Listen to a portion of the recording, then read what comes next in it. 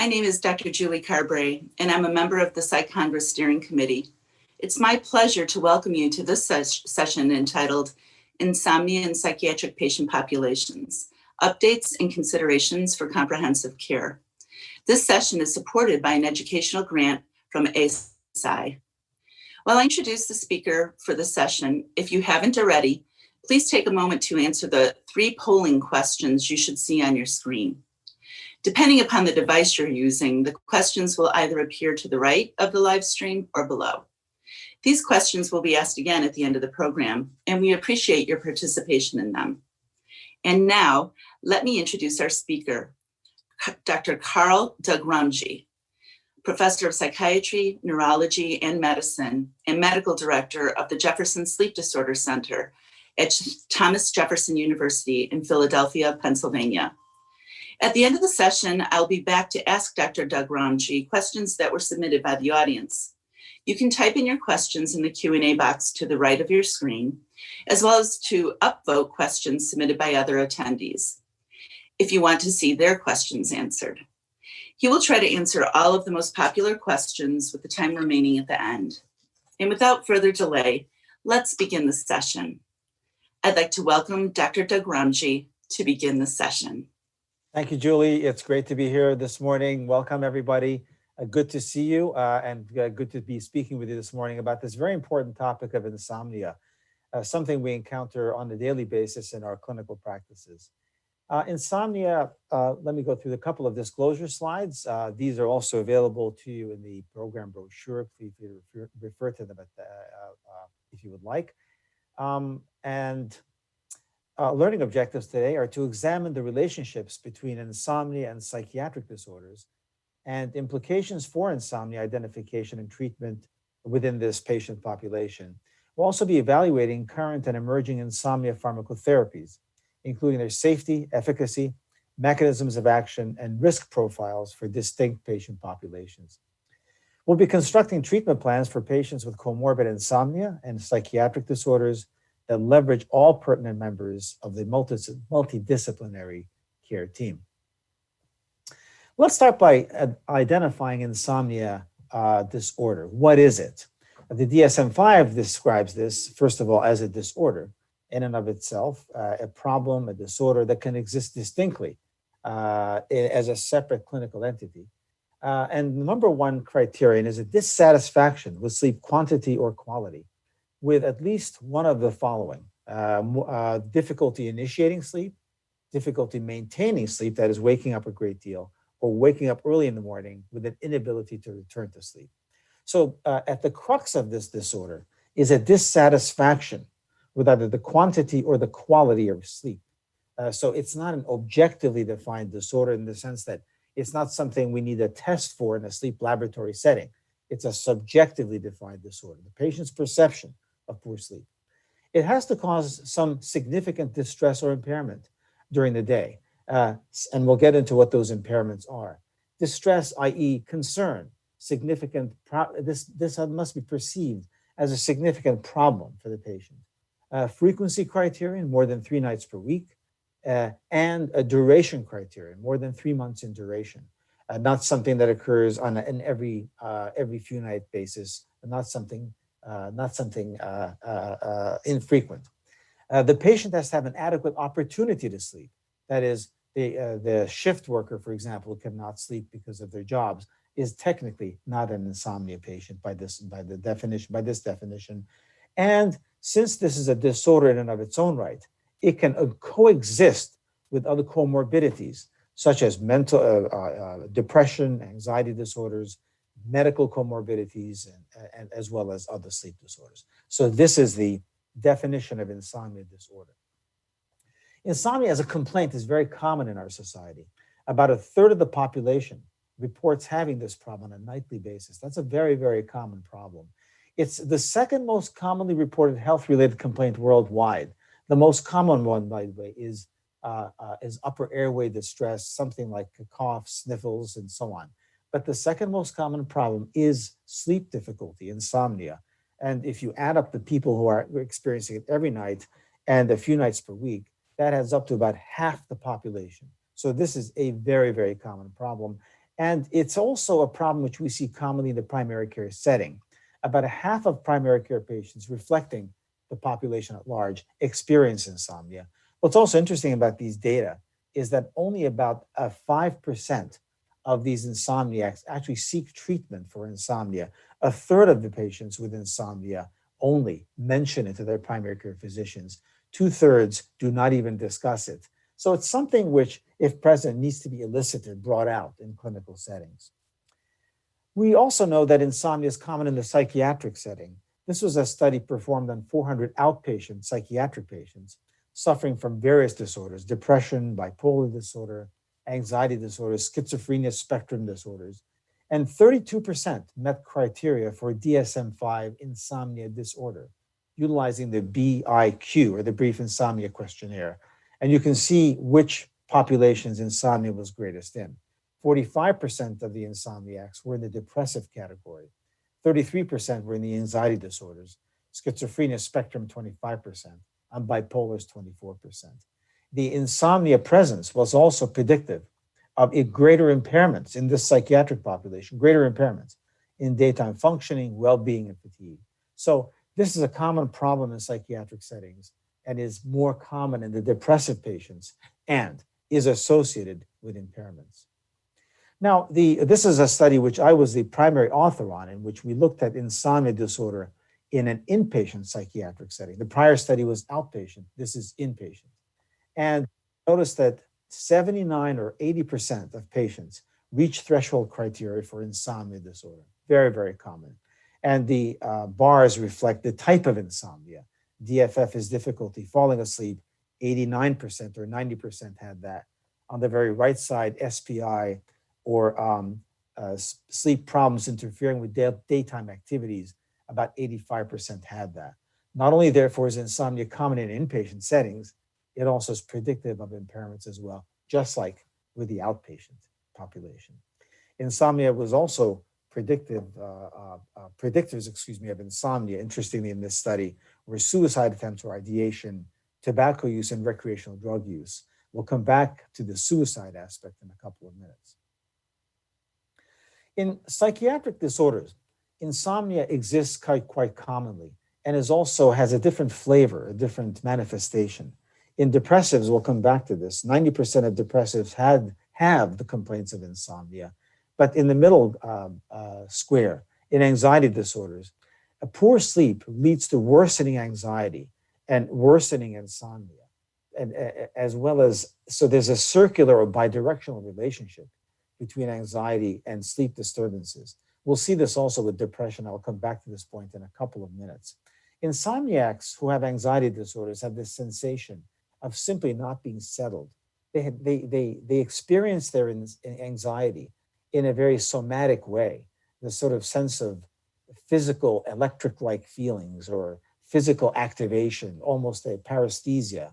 And many of these patients are mistaken as having physical disturbances, neuropathies. In fact, these people have insomnia disorders that are related to an anxiety disturbance, that both of which are being expressed somatically. ADHD on the bottom right-hand side. ADHD patients often have sleep disturbance. And what's unfortunate about this population is that even after treatment of the ADD, or the cognitive disturbance, and the attentional, as well as the physical hyperactivity, after controlling for these with medications, these patients still experience insomnia and reflect a very big clinical conundrum for us, a clinical problem.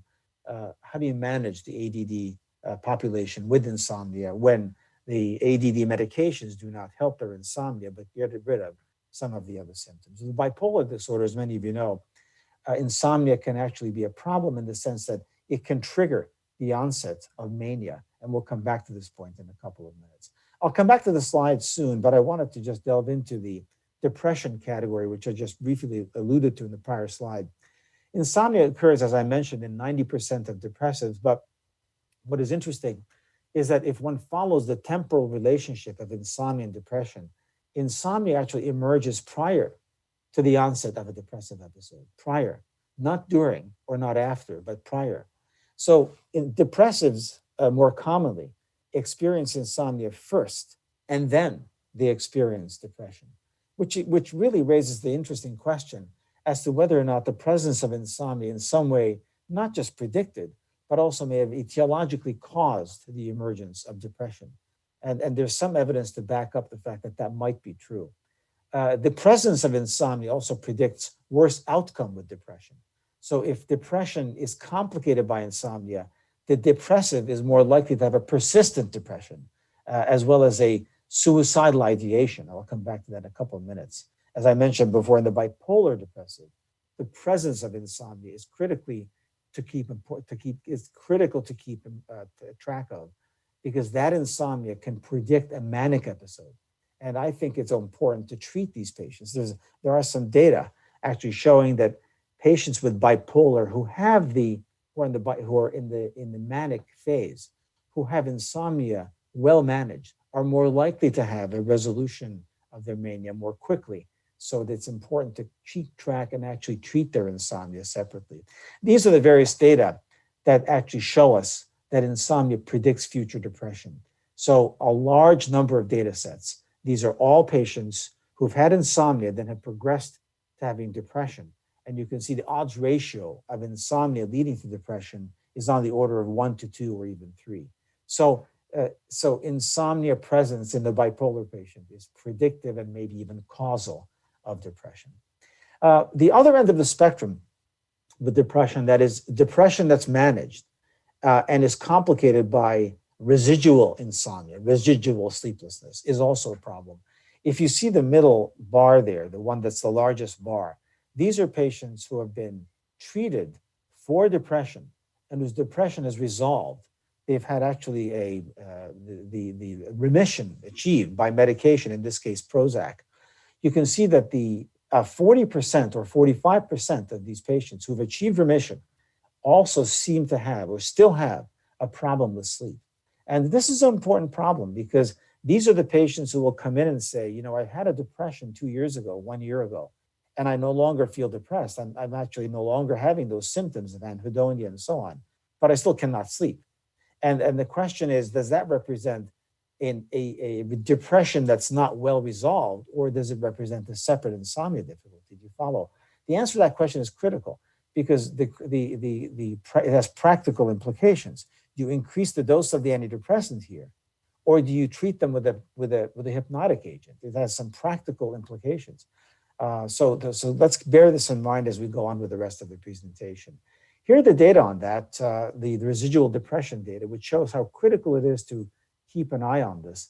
These are patients who've achieved remission and who've been followed for their sleep disturbance. The patients who have no sleep disturbance on the very top of the slide, this is the orange graph, have a much lower chance of recurring into depression compared to the folks who do have a sleep disturbance. So if you have that patient who has a depressive disorder, whose depression is resolved, you have remission after you treat them with the antidepressant, who still cannot sleep, that person is more likely to have another depressive disorder sometime down the line, as opposed to the person whose depression is not whose depression is not complicated by insomnia. There's a practical issue here, right? And Dr. Von McCall has done some very nice data showing that if you treat those patients who are still insomniacs, you have a better chance of achieving remission from suicidal ideation. I'll come back to that. The medications we use can also impair sleep as well, right? So you have patients who are treated with antidepressants who have a favorable response to depression, but whose insomnia persists. Those are possibly patients treated by medications which generate more sleeplessness. These are the ones on the left hand of the slide. Agomelatine, fluvoxamine. These are the odds ratios of generating poor sleep or generating insomnia. These are, by the way, data from separate studies, separate placebo-controlled studies. So strictly speaking, we cannot compare these data in this fashion, but they're just up here to more generate discussion and to generate hypotheses. But you can see how there's a significant production of insomnia with these antidepressants. And on the right side, the somnolence rates also are problematic. Some of these medications generate somnolence. For example, mirtazapine, we all know this, generates somnolence. I'd like you also to think about this for a second. Somnolence is not necessarily the same as sleep, right? You can sedate someone with a medication, but not necessarily generate good sleep. Those are two different things. So think about possibly what does it take to generate good sleep in a patient who is depressed? How do you make them sleep better and not necessarily sedate them, possibly sedate them in a way that's not good for them by producing daytime sedation, daytime impairments, and so on and so forth. So mirtazapine, I got to kind of come back to mirtazapine because it's so commonly used. We can sedate our patients with mirtazapine, but are we in fact generating better sleep at night? And we can sedate them and cause daytime sedation, impairing them to some extent. Is that good for them or not? So these are important questions to ask. Finally, I do want to point out that there are data, as I mentioned before, that show us that treating insomnia in patients who have depression may be actually good for their depression. The study I'd like to refer you to is the one that's with S-zopiclone, the third one down. 3 milligrams of S-zopiclone was utilized in this patient population who was depressed. They had major depression. The patient population all of them received fluvoxetine, Prozac, but half of them received S-zopiclone and the other half received placebo at the beginning point of the study. And this was a study which lasted, I believe, for 8 weeks. You can see that at the end of that study, I believe it was 8, it may have been 12 weeks, I can't recall the exact duration. At the end of that study, you can see that the patients who received S-zopiclone had higher remission rates from their depression. So treating the insomnia had a beneficial effect on depression itself. Now, S-zopiclone should not be confused as being a drug which is indicated for depression, nor is it indicated as a drug for the adjuvant or the co-treatment of depression.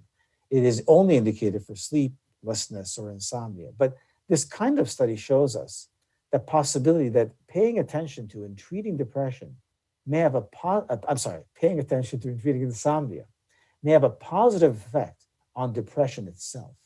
So these sort of data are being explored further with other medications such as Orexin and other antidepressants as well, while co-managing with hypnotics. Suicide. Patients who have suicidality and who also have depression have a higher risk. Patients who have insomnia with depression have a higher risk of having suicidal ideation. And interestingly, patients who have this type of suicidal ideation with insomnia have a higher rate of death by suicide. These are adolescents, adults, as well as older adults. We don't know about the mediators, but the mediator for suicidality maybe was something called thwarted belongingness and hopelessness. Insomniacs suffer from thwarted belongingness. As they lie in bed with other people asleep around them, there's a sense that they've been left out, if you will. They're alone, they're lonely in their struggle with insomnia. And this sense of loneliness may feed into their actual attempts to depress, their feelings of suicidality as well. This was a fascinating study which was just reported by Dr. Vaughn McCall, in which patients who were depressives, who were treated with an antidepressant, were again randomized to receiving a sleeping pill or not receiving a sleeping pill. In this case, they used zolpidem extended release. All patients had suicidal ideation. And on the right side, you can see that the patients who would receive placebo versus zolpidem, the placebo had a much higher rate of persistence of suicidal ideation. Put it another way, the patients who received zolpidem and whose sleep got better were the patients who had a lower chance of having a persistence of their suicidal ideation. Suicidal ideation was reduced as assessed by the Columbia Severity Rating Scale in patients whose sleep was improved. So again, sleeplessness is an issue, and improving sleeplessness has all sorts of positive benefit in our patients, including, interestingly, in terms of suicidal ideation. This was the first such study to be reported. An elegant study needs to be duplicated, obviously, through other studies. There's an additional set of negative outcomes in patients who have patients who have insomnia, whether they suffer from depression or not, including motor vehicle accidents, falls, absenteeism, pain. Those of you who treat pain disorders, the risk of pain disturbances increases with insomnia. And the opposite is true too. Patients who have been treated for their sleeplessness or who've been allowed to sleep longer have a lower sensitivity to pain, which is interesting as well. Diabetes, hypertension are increased in rates by insomnia. And I'll come back to the slide in a second. Here are the data on driving impairment. Patients who have insomnia on the top portion of the slide versus good sleepers have a higher impairment in their driving as assessed by these very sensitive driving tests where they actually assess the weave that drivings have, the impairment they have while they're driving, something called standard deviation of lateral position. And insomniacs who are being followed longitudinally have a higher rate of future development of high blood pressure versus those who do not have insomnia. Again, insomnia is an activating condition. There's physiologic activation, which may lead to the emergence of hypertension. Let me go back to this case report just to sort of demonstrate. This was an actual patient, a 62-year-old attorney, who came to me with insomnia, and she suffered from depression, which was being managed by citalopram. She was in normal mood, actually, but she had developed insomnia about 3 months prior, even though her mood was well controlled. She came to me yawning because of the insomnia. She was sleepy all day. She was nodding off at the desk, even on the drive home. She was concerned about that. Her focus was poor, concentration was impaired, her memory was impaired, mental errors. She was in the courtroom, she would forget certain things, and this was actually leading to impairment in the cases that she was trying. Physical activities were effort-laden. She had to try harder to do the same thing. She hadn't visited the health club for weeks. Her interpersonal relationships were suffering. Her speaking with her husband was a hassle. She was avoiding intimacy with him. She had canceled her weekend getaways with her friends. She tried some natural compounds, nothing was working. So this is a sort of a common story with insomnia. It bothers people, it impairs them, it's problematic, and getting rid of insomnia often helps in many ways. What's a good way to identify insomnia in case you're one of those 65% of doctors who do not ask about it, or mental health professionals who don't ask about it, and the patient doesn't tell you about it? Well, here it is. Do you have difficulty falling asleep, staying asleep, waking up too early? It's very easy to ask about insomnia. Or do you feel that your sleep is unrefreshing? It's easy to identify. If you want to get more sophisticated about it, the Insomnia Severity Index is one that's used commonly in research settings. This is something that patients can rate. They have difficulty falling asleep. How dissatisfied are you? Does it interfere with your daytime activities? How noticeable is it to others? How distressed are you by it? And the score of 0 to 7 is normal, but anything above 8 is considered to be as a subthreshold or diagnostic of insomnia, i.e. clinically significant insomnia. This is, by the way, a good way to follow patients across their treatments if you're treating them, to see if you're improving what they're doing, what you're doing with them, I should say. This is an algorithm I'd like to just mention to you about insomnia, which I devised some years ago with the help of Dr. Sonia Ankoli Israel. The presence of insomnia is something where we start with the complaint of insomnia. And obviously the first job is to obtain details about it, but also figure out, is insomnia contributing to daytime functioning, dysfunction, because that actually defines it as a syndrome, a disorder. And is it associated with comorbidities? It's important to define these comorbidities, whether it's depression or, mental, physical disorder. And once identified, to treat the comorbidity first. And in the data that I showed you may suggest that maybe treating the comorbidity plus the insomnia from the very beginning may be a good idea. And then treating the insomnia that's persistent with either behavioral or pharmacotherapies. Something to refer to for you in your clinical settings. First of all, in terms of the comorbidities, it's important to remember that the comorbidities that a insomniac may have may not necessarily be psychiatric, they may be physical. So substances, the bedroom environment, what's happening in their lives on a regular basis, life circumstances, as well as the, things like medical conditions. So it's important, of course, to think of mental and emotional comorbidities, but think of the things you haven't thought of, basically. physical disturbance. And I think I have a case on that. So here's a good example of a physical disturbance bothering a person who had a mental disorder. She came in complaining of insomnia for 5 years. She had actually been treated for her depression, not on this slide. Her family doctor had treated her with 3 benzodiazepines with minimal improvement, has a history of anemia, and that's a sort of a diagnostic clue because anemics are more likely to have insomnia. The only medication was fluoxetine, and that had been stable. She had been stable on that for many years. We actually studied her in the sleep laboratory and saw these. You can see these blips in her little blips in her legs at nighttime. These represented something called periodic limb movements in sleep, and she was having 33 of these per hour. And simply treatment with a dopamine agonist resolved these, something we use for restless legs. So again, this case is meant as an example of how physical disorders can be the cause of somebody's insomnia disorder, even though that person may be suffering from a mental disorder. So think outside the box. Now, it's important to identify the sleep pattern in an insomnia patient as well. Is it initiation insomnia? Is it middle insomnia? Or is it terminal insomnia? Initiation insomniacs are more likely to have things like daytime stimulant use or restless legs, whereas middle insomniacs are more likely to have depressive disorders or sleep apnea or periodic limb movements in their sleep.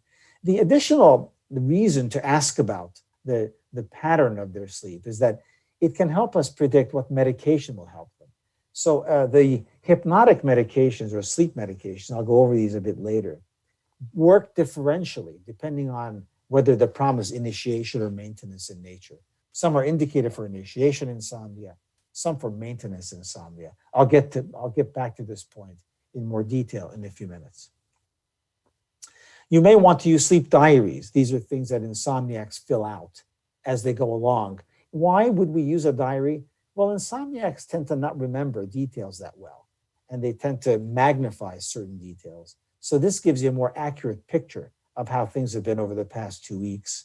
And you can see that in this person, they have a delayed pattern of sleep on the weekends, meaning that they're violating some sleep hygiene rules in terms of regularity of their bedtimes. These are patients who've been utilizing something called actigraphy. Actigraphy is a surrogate of sleep, which measures one's activity. These are wristwatchers, basically, and they can give us a good sense as to the sleep and wakefulness of a patient. Again, more objective data. You can use these. These are clinically indicated in many insurance company precincts. These are billable and reimbursable as well. Now, let me go on a little bit to talk about sleeping medications or hypnotics. But before I do that, I want to talk about the sleep arousal system. Our ability to be awake is predicted by what's called the arousal system, which is in turn dependent upon the activity of various neurotransmitters, including the serotonin, dopamine, norepinephrine, as well as an important neurotransmitter system called the hypocretin neurotransmitter system. These are also called orexins, O-R-E-X-I-N. These systems help us stay awake. In contrast, there's a sleep promoting system, which is in balance with this waking system, called this is primarily innervated by GABA, gamma-aminobutyric acid. And these two systems exist in correlation or in equilibrium with each other. One system wins out causing sleep, the other wins out causing wakefulness. The orexins are an important set of neurotransmitters. They not only help us stay awake, but they also have this role of making sure the transition between these sleep and wake systems is coordinated. If the orexins are lacking, this produces a syndrome called narcolepsy, where there's a rapid transition from sleep to wakefulness in an uncoordinated fashion. So patients fall asleep during the day repeatedly and cannot sleep well at night. This is a diagram, again, just basically saying what I just said, that the coordination between this wakefulness and sleep systems is coordinated by the hypocretin orexin system. The orexins also, to some extent, cause us or help us stay awake. Okay, that's the balance between sleep and wakefulness. Now, interestingly, there's some data showing us that in insomniacs or insomnia disorder, there's an elevation of this orexin or wake promoting system. And there are some medications, which I'll go over later on, which oppose this orexin system and which actually help us stay asleep and fall asleep and stay asleep. So the orexin system is one which is an important one, emerging as an important one in sleep therapeutics. Now, before we go on to pharmacotherapy, the question is, which do we go with first? Cognitive behavioral therapy, which is a very responsible and great way to treat insomnia, or pharmacotherapy. Unfortunately, the choice to some extent depends upon what's available. The availability of cognitive behavioral therapists is problematic in this country. But if you had if all else were equal, if both therapeutics were available, I think that the most important variable is need for rapid improvement. If pharmacotherapy produces very rapid improvement, almost instantaneous in insomnia, whereas cognitive behavioral therapy is one which can take weeks to even sometimes months to take effect. On the other hand, cognitive behavioral therapy has lasting value. So if you have CBT on board, you can discontinue CBT and come back to the same patient, and their benefit is still there. They're still sleeping well, even up to 2 years later, as shown in data, as clinical trials. Whereas with pharmacotherapy, that improvement is transient. It stops once you stop the drug. So these two are the, I think, most important factors to think about when you're beginning to think about which do I do first. In my opinion, this is something unsubstantiated by data, but in my opinion, it's important to do both at the same time. You should really begin pharmacotherapy and cognitive therapy if you don't know which to begin first. Both can be helpful, and you can ultimately withdraw the pharmacotherapy once the CBT takes hold. Of course, there are certain contraindications to pharmacotherapy, which we'll go into later, such as the patient who has a drug addiction problem and so on and so forth. What the many CBT techniques I won't go into, but you should all take a good look at this. But the one that I think is the most likely for us to use, which is not in and of itself great as a primary treatment, but as a co-treatment, are the sleep hygiene rules. You can look at these a bit later on if you'd like to, but these are important to make sure that every patient is adhering to regularity of bedtime, as well as things that they should avoid, such as alcohol and bright light at bedtime and so on. Now let's talk about the CBT, by the way, exists in many ways. The good news about CBT is that it's now available online. There's something called Somryst. It's going to be available, I think, very shortly as something which patients can buy online. It's FDA cleared, as well as something called brief behavioral therapy for insomnia, which is a 2-session therapy, which is very interesting. So look into this if you have interest in cognitive behavioral therapy. As I said before, CBT has lasting effect. Also, the improvement in CBT is on the order of about 20 minutes, which is respectable when it comes to sleep latency and sleep continuity. Okay, let's now go over some natural remedies for insomnia. What are they? Well, valerian root and the histamine antagonists are the ones that have been sort of most established as the non-prescription agents for insomnia. Even then, the data are not that great, but they show some positive effects, although there's some side effects too, as you can see on the right side of the slide. The agents that are sort of not well established or may have some side effects that are problematic are on this slide: chamomile, vitamin B12, magnesium, and so on. Really not a lot of data on these, even though they're used by patients. And the ones that are somewhat dangerous are the ones on this slide: 5-hydroxytryptophan, alcohol, obviously, L-tryptophan, skullcap, wild lettuce, passion flower. I advise my patients to avoid these as much as possible. Melatonin is something which many of us use. It's meta-analytic data show that it improves sleep only on the order of about 7 minutes in terms of the sleep latency and total sleep time. So it's not a very impressive medication to use for insomniacs. There's also some concern about whether or not it might actually impair glucose metabolism and some other aspects. So be careful with melatonin. If you use it, my suggestion is to use it for short periods of time if it's working. It's obviously something which we should be careful about.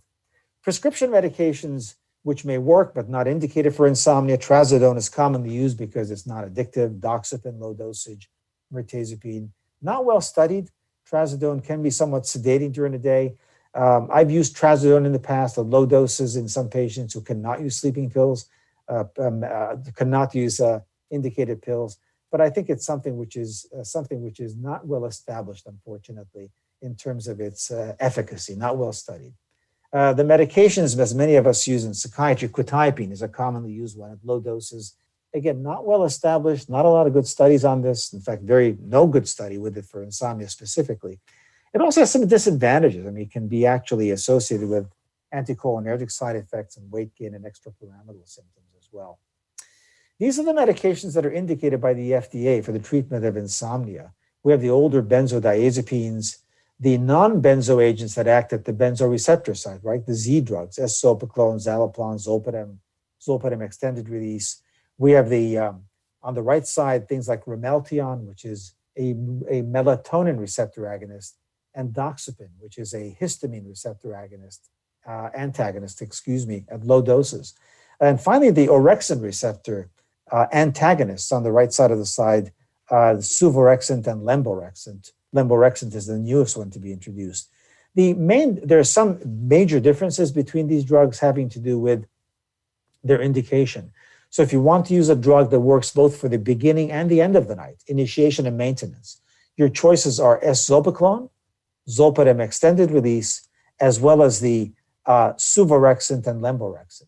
If you'd like to use a drug that just works on the beginning of the night only, your choices are zaloplan, zolpidem, as well as ramelteon. If you'd like to use a drug that does not have any addictive potential whatsoever, your choices are ramelteon and doxepin, low-dose doxepin. Finally, if you want to use a drug that's only active for the middle to the end of the night, your choice is doxepin low dose. So this is kind of a way in which you can decide which drug to use based on the patient's characteristics. And these are some side effects which I'd hopefully ask you to look at and study once the talk is concluded, because these are important caveats for the use of all of these medications. I'd like to spend a little bit more time looking at the orexin receptor antagonists, because they're the newest category of compounds to be introduced. The first to be introduced was suvorexant in 2014, studied quite a bit in patients, not only younger, but older and patients as well, older than age 65. Main side effect was somnolence and headache, dry mouth, and some abnormal dreams. No difference from placebo, interestingly, in morning driving performance. Again, there's a safety issue here, a safety advantage to some of these newer agents. Psychomotor performance was not affected adversely as well as rebound insomnia did not occur. So, with rapid discontinuation of sleeping pills, we're used to seeing this escalation of insomnia. So in this orexin receptor antagonist category drugs, in this case, suvorexant, some of these troubling side effects were not noted, which is, I think, a very positive statement. In addition, there was a more recent study with suvorexant with patients with Alzheimer's disease, showing that the drug worked for the insomnia that complicated patients with Alzheimer's. There was a significant improvement in total sleep time, as well as wake after sleep onset. In other words, it diminished how much time they spent awake after they fell asleep. So the most common side effects, as you would expect, were daytime sleepiness. This drug has also some demonstrated safety in patients with respiratory conditions, mild to moderate obstructive sleep apnea. The lemborexant is the most recent drug to be introduced in this category of orexin receptor antagonists. It was introduced just last year. Antagonists with both orexin receptors, the most common side effect, as you would expect, was somnolence occurring very low level compared to placebo. And the drug was no different from placebo again, with morning cognitive performance, after waking up in the morning, did not have this sense of dopiness or residual effects or carryover effects, sometimes referred to. No driving performance difference. Interestingly, also, it did not produce more body sway. Body sway is this, inability to coordination difficulty in the morning when sometimes patients wake up after taking these benzos, especially the longer acting benzos, such as Dalmane, for example. They also did not have this auditory awakening threshold issue.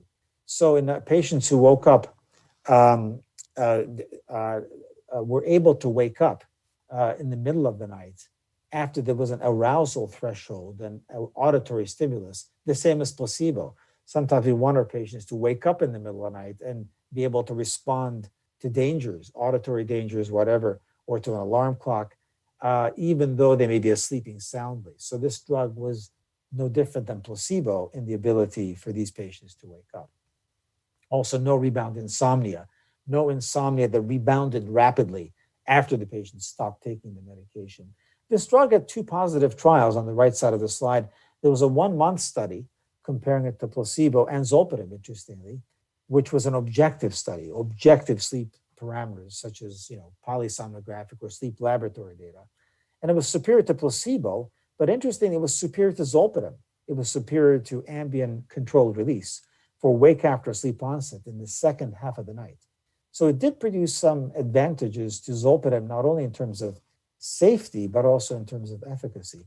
There was also a 6-month study. This was a subjective study looking only at subjective parameters and looking at various sleep parameters. And there was obviously a decrease in severity of insomnia, as you would expect with the ISI or insomnia severity index. But also in terms of sleep onset, it improved the time that they fell asleep, as well as the wake after sleep onset, so the maintenance aspect. That's why it's indicated for both sleep initiation and maintenance. In this drug, there was also a safety advantage over placebo when it came to respiratory disturbances, in this case, moderate to severe, mild obstructive apnea, but it has not been studied in moderate to severe obstructive apnea. The 2 studies that I referred to, I just want to point out, were a large number of patients. I believe the largest number of patients to date from an indication standpoint, 1,000 patients in the 1 study, and also the 12-month study was conducted, which was a long-term study, safety study, just to see whether or not there were any long-term safety problems. And in this case, there were really not that many, there were no difficulties which emerged after 12 months that were not there from the very beginning. So into good studies, we are now beginning to see long-term studies with these patients who really deserve long-term studies, because many of us use these studies for long periods of time. The American Geriatric Society has recently recommended that we be very careful in the use of these Z drugs, zolpidem, eszopiclone, zaleplon, with patients who are in the geriatric category. In fact, they recommend that we avoid these drugs, as well as things like diphenhydramine, as well as doxepin at higher dosages, which leaves us in a quandary. What do we use? And it's nice to know that we have some of these newer drugs that may be more relevant for older patients. In addition, we all worry about these complex behaviors with the Z drugs, patients, doing things in the middle of the night, amnestic behaviors. And these seem to be more common with these Z drugs, the older Z drugs, although we're not sure, but because these are all spontaneous reports. They're box warnings with zaleplon, eszopiclone, zolpidem, etc. I just want to mention that if you do worry about these, which is a reasonable thing to do, make sure that you ask your patients to not use co-treatment with other sedating drugs if possible, especially alcohol. That tends to be a trigger for these amnestic types of behaviors with the Z drugs. Skipping forward for a second, I wanted to just mention that these newer drugs in terms of safety have been studied. I mentioned before that how these drugs have safety advantages. And those of you who want to see the actual data, these are in the next 2 slides. Just in the interest of time, I won't go into them in great detail. Finally, I wanted to point out that we're beginning to see the age when we can now choose these drugs based on patient characteristics. So if a patient is older, for example, there are some drugs which may be safer than others. We're just beginning to see that there's a safety issue with some drugs versus others. If a patient has sleep onset insomnia only, they can't fall asleep, Ramelteon, zolpidem, zaleplon may be more favorable, or indicated at least. Patients have only maintenance difficulties, doxepin low dose, or zolpidem low dose only in the middle of the night. Patients have both in maintenance as well as onset difficulties, can't fall asleep or stay asleep. Eszopiclone, zolpidem ER, suvorexant, lemborexant. Patients who need to wake up in the middle of the night, some of these agents may be appropriate, such as doxepin low dose, lemborexant, and suvorexant.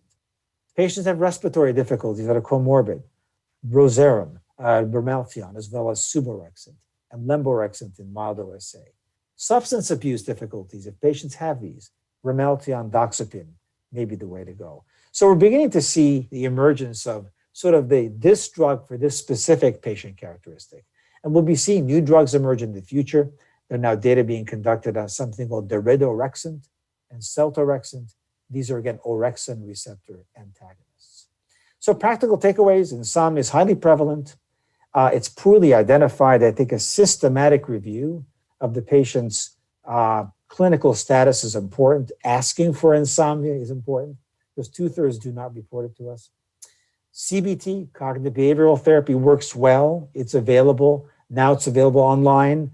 It's available in short form as well, a few sessions online, as well as medications. Medications are beginning to emerge that are safer and safer and safer. And also we're beginning to see the age where you can now determine which medicine to use for which patient clinical characteristic. Thank you for your attention. I'd like now to turn things over to Julie and for your questions. Dr. Dugranji, oh, thank you so much. So many practical pearls here. We have so many questions, but before we get to those, please make sure to take a moment to answer the 3 polling questions again that you should see on your screen. And let's get to the first question. Oh, wow, so many of them. Okay, how about this one?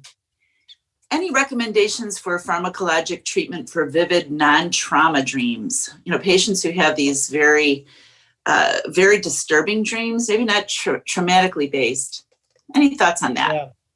Yeah. There are data that nightmares are responsive to prazosin, which is an antihypertensive, as many of you know. There have been 2 studies, one with a veteran population and another one with a civilian population who've had nightmares. I believe in both cases they both have had PTSD and trauma. So to the question, it's not exactly the answer to that question. But many of us use also, again, this is an off-label usage, that drug for patients who have nightmares and very distressing dreams with some positive results. That might be something to think about. Unfortunately, the antidepressants don't do such a great job because some of them may even trigger nightmares with our patients. You know, although some of us shy against the use of benzodiazepines, I've actually had some positive results with the use of clonazepam or some of the longer-acting benzos in these patients. So these are possibilities. Thank you. So at what point do you refer for a sleep study or to a sleep specialist? Sure. Yeah, and I think the obvious answer there in most cases is if it's a physical disturbance that you think can be diagnosed in a sleep laboratory. The 2 things that emerge are sleep apnea, snoring, choking, gasping during sleep, and those sorts of things, as well as periodic limb movements. Patients have twitches, abnormal motor activity. Those could be identified, as well as parasomnias. You know, patients have walking in sleep, unusual motor activity. A patient also who's had none of these symptoms, but has been treated for insomnia with various methods, but nothing has worked. There may be a silent sleep disturbance that needs to be identified. So that's another one.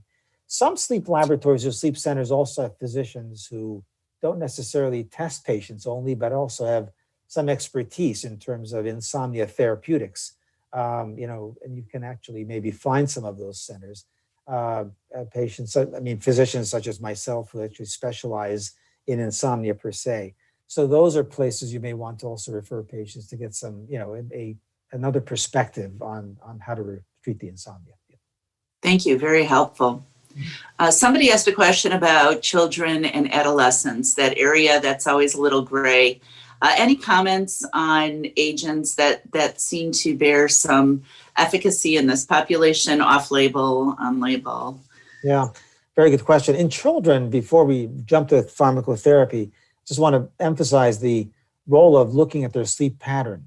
Many kids, depending on age, begin to develop a delayed sleep phase. This is especially common in adolescence. Yes.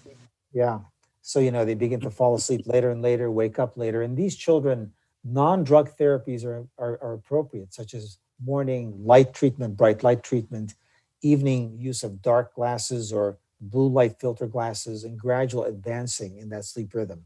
This is a case where melatonin therapy may be helpful. Melatonin administered 3 to 4 hours prior to bedtime at very low doses, such as 1 milligram. So, but if it's not a circadian rhythm disturbance such as this, then I think we have a few choices. Again, here's another one where melatonin may not be such a bad idea at low doses, maybe for short periods of time. Secondly, I do not favor the use of hypnotics that are benzos in nature, but there are some that are not, such as Ramelteon, for example, non-addictive, not indicated for children, but it's a super melatonin receptor agonist. Low dose doxepin, again, non-addictive in nature, so those might be some ideas pharmacologically. Yeah. And any thoughts on the use of hydroxyzine for sleep? Yeah, not well studied. It could be sedating in nature. No studies, unfortunately. Again, it's a general sedative. I just have not seen it work well in my practice, not use it very much for that reason. Got you. This was a good question. How long do you continue giving meds for sleep in patients with depression? I mean, I loved the deep discussion on just how interrelated sleep is as a precursor to depression, and then, of course, in depression recovery. But sometimes it seems, from a sleep perspective, we're wanting to lift these sleep drugs at some point, right? So, what do you think? Yeah, it's a fantastic question. So, I generally, after the depression is stabilized, right, the insomnia is stabilized, I try to withdraw the medication in a systematic fashion. And I generally do so very, very slowly. So I'll try to reduce the drug, let's say by 50%, or even set just 25% of its dosage over the course of 1 month. Then I'll knock off another 25%. So extremely gradually. Some physicians are in the practice of having every other night use of hypnotic, 1 night on, 1 night off. I do not favor that approach. I favor the gradual every night approach. And I would try to do so once a month to see if it works or not. If the patient says, oh my God, it's not working, go back on the drug, and a few months later, let's try again. So I would attempt to withdraw the drug after stabilization in every single patient. Now, in some patients, you just can't do it. Their insomnia is intractable. And then the question becomes, is that because their depression is undermanaged? If you see other signs of depression with the insomnia especially, the answer there, I think, is to raise the dose of the antidepressant, or possibly to think about another antidepressant as an adjuvant antidepressant. But in some patients, admittedly, we're not going to be able to get rid of that hypnotic. It's going to become long, chronic treatment. One other thought, cognitive behavioral therapy. The data show that the patient on a chronic hypnotic there's greater success in withdrawing the hypnotic if that patient engages in cognitive behavioral therapy, CBT. And how about those patients with concurrent substance use disorders and sleep dysregulation? Again, how might you? Yeah, excellent. Yes. Those are common in our population in psychiatry, right? Yeah. Right. So maybe, again, to think about those drugs that are not habit forming, right? Those are the stimulating that possibility. Again, the ones that I referred to before, doxepin low dose, Ramelteon, Rosarum. I've actually had some success with gabapentin, even though it's not indicated for insomnia. It was actually being thought of as a drug to be formulated for insomnia by a certain pharmaceutical company. So it has some sleep beneficial effect, and it's been actually studied in patients with substance abuse. It's actually better for maintenance insomnia than initiation insomnia. So that's something to think about. But there's a good one for CBT as well, right? CBT. Right. Absolutely. And somebody made the point about, asking, what are your thoughts on beginning treatment with trazodone, doxepin, Benadryl prior to the Z medications or Restorol? Yeah. The latter medications seem tough to get patients to taper off of and discontinue. Yeah. Again, I just don't know that I like trazodone because for a couple of reasons. Even if it does work, I just see patients getting so sedated on it during the day, especially as time goes along. So that's a problem for me in some cases. Number two, if it does not work, you've spent another month or 2 months for that patient, basically experimenting with various doses when that patient has some impairment. So again, I I tend to not go for it based on that possibility, those issues. Hey, look, though, you can't quarrel with success, right? If you go for it, it works, patient's not sedated, no side effects, why not? So it's really a toss-up, and I just, because of the issues I see with it, and maybe it's a referral artifact, because many of the patients I see have already been on trazodone and it's not worked. So maybe I'm seeing only the negative part of it, or mostly the negative parts of it. So I'm speaking to my practice primarily. So those are my concerns. And then somebody asked, what are your thoughts of some of the newer agents that have been developed for depression that may have some benefits in reducing insomnia, such as brexanolone, esketamine, zuranolone? Any thoughts on that? Great ideas. Yeah, I don't know that they've been studied systematically for insomnia per se. Much like the other antidepressants, they've been looked at with insomnia as a secondary symptom. And all the antidepressants, even the ones that we saw as being activating, reduce insomnia complaints when you treat them, the depressive, because by virtue of improving depression, insomnia improves, right? So we don't know if those are any better or worse than the things which other antidepressants, because they've not been comparatively looked at. So, but I would say, using clinical judgment, it makes some sense. These agents that are more sedating in nature make sense if you want to use them, preferentially if all is the same. For the patient with severe insomnia, go for it. Absolutely. And this is probably our last one. Can sleep apps accurately find light and deep sleep? I mean, are they really good trackers, some of the ways that we're monitoring sleep with apps? Yeah, not yet. The sleep apps, unfortunately, are not yet ready for prime time, so to speak. They're not that great for making that transition from something interesting to look at and to follow, which is what patients really like them for, to something which on a medical front we can look at as being equivalent to sleep architecture diagnosed in the sleep laboratory. So we're not there yet, but my perception looking at the field, my prediction is that they're not that long away from being exactly that. I mean, that's coming. Next, maybe a few years, whatever, we'll see them as being exactly that. In addition, I don't think they're ready yet for diagnosing primary sleep disorders like sleep apnea, narcolepsy, periodic limb movements, and so on. So do they have a role? And I think they do. Many patients like the idea of following their sleep in an objective or what they perceive as being an objective fashion. So it helps patients become focused on sleep as an important measure of their well-being. So from that standpoint, I think it's a very, very important tool. And when patients bring me their tracker and they say, look at this, I actually develop it. I look at these tracker logs with a great deal of interest. And I actually let patients know that I appreciate their bringing these. And that leads to a discussion of sleep in general for that patient, and then a follow-up discussion as well. So I don't dismiss trackers, even though they're not ready for the so-called medical prime time. And then last, you presented some very compelling data about suicidal ideation in sleep and the use of sleep medications. Can you give us a good takeaway about that when you're managing a patient with suicidal ideation? Yeah. What might you recommend?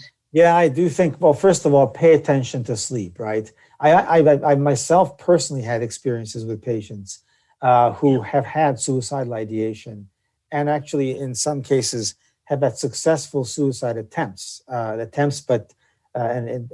just attempts when when insomnia has been such an unbelievable comorbidity. I had one case of a patient who tried to kill himself by cutting his wrists on a boat in the middle of a lake. He wanted to be not detected by anybody.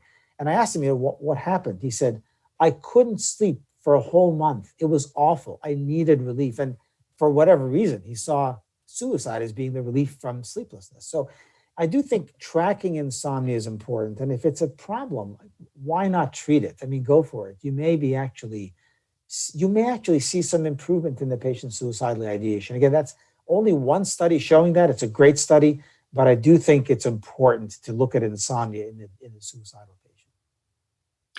Thank you, Dr. DeGramji, again for joining us and for such an excellent presentation and so meaningful to our practice.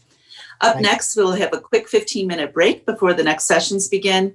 And if you haven't done so already, make sure you check out the exhibit hall and interact with our sponsors to earn points for the Passport to Prizes competition. Remember, the grand prize winner of the competition gets a complimentary flight, hotel stay, and registration to Psych Congress 2021 in San Antonio, Texas. Check the leaderboard in the exhibit hall to see where you stand, and enjoy the rest of your day. Thanks again.